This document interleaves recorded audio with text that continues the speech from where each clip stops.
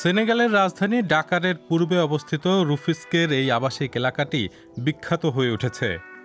জকুল জোরেন নামের ওই এলাকা দেশটির সবচেয়ে পরিষ্কার এলাকাগুলির একটি। অনলাইন ও সামাজিক নেটওয়ার্কে পরিচালিত এক প্রতিযোগিতায় এটি সারা দেশের মধ্যে দ্বিতীয় স্থান অধিকার করেছে। আমরা ভাবিনি এই পুরস্কার জিতব। এটি প্রথম ও সর্বাগ্রে এলাকার সবার চেষ্টার ফল। তবে এটা সত্যিই বাসিন্দাদের অনুপ্রাণিত করেছে। এখন আশেপাশের পাড়া মহল্লা থেকে লোকজন গাছপালা পেতে এবং তাদের বসবাসের পরিবেশ আরও উন্নত করতে আমাকে ফোন করেন। পরিষ্কার পরিচ্ছন্নতা প্রতিযোগিতার কথা দ্রুত ছড়িয়ে পড়েছে।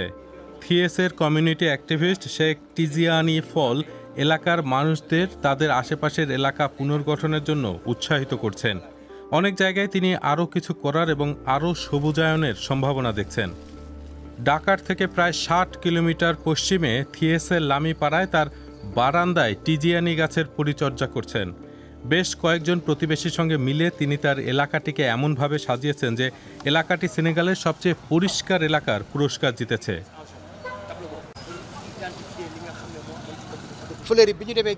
গাছ কিনতে আমরা নার্সারি আর গাছের খামারে গিয়েছিলাম। ১৫০টি গাছ কিনেছিলাম। এরপর একজন মালির সহায়তায় সেগুলো রোপণ করেছিলাম।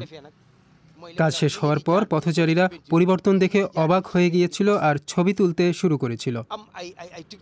টিকটকাররাও সামাজিক মাধ্যমে ভিডিও শেয়ার করেছিল।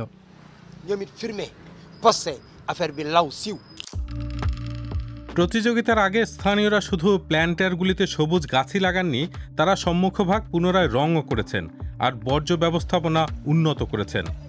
ফলাফলে খুশি বাসিন্দারা এবং একে এভাবেই রাখতে চান তারা।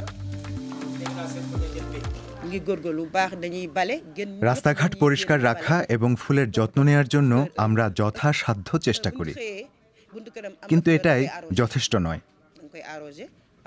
আশেপাশের এলাকায় জীবনযাত্রার মান উন্নত এবং একটি পরিষ্কার পরিবেশ বজায় রাখার জন্য আমরা প্রতিশ্রুতিবদ্ধ।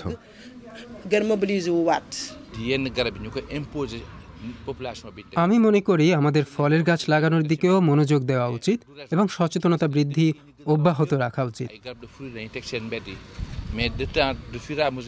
এভাবেই মানুষ একটি পরিষ্কার এবং স্বাস্থ্যকর পরিবেশের গুরুত্ব শিখতে পারবে।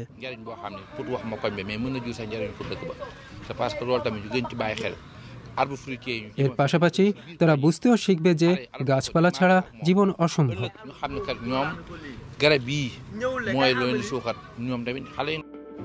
এসব পরিবর্তন বাসিন্দাদের জীবনযাত্রার মান এবং মানসিক সুস্থতার উপর ইতিবাচক প্রভাব ফেলেছে। থিয়েসের মেয়রও বিষয়টি লক্ষ্য করেছেন। শহরের বিভিন্ন অঞ্চলে প্রতিযোগিতার প্রভাব নিয়ে তিনি গর্বিত।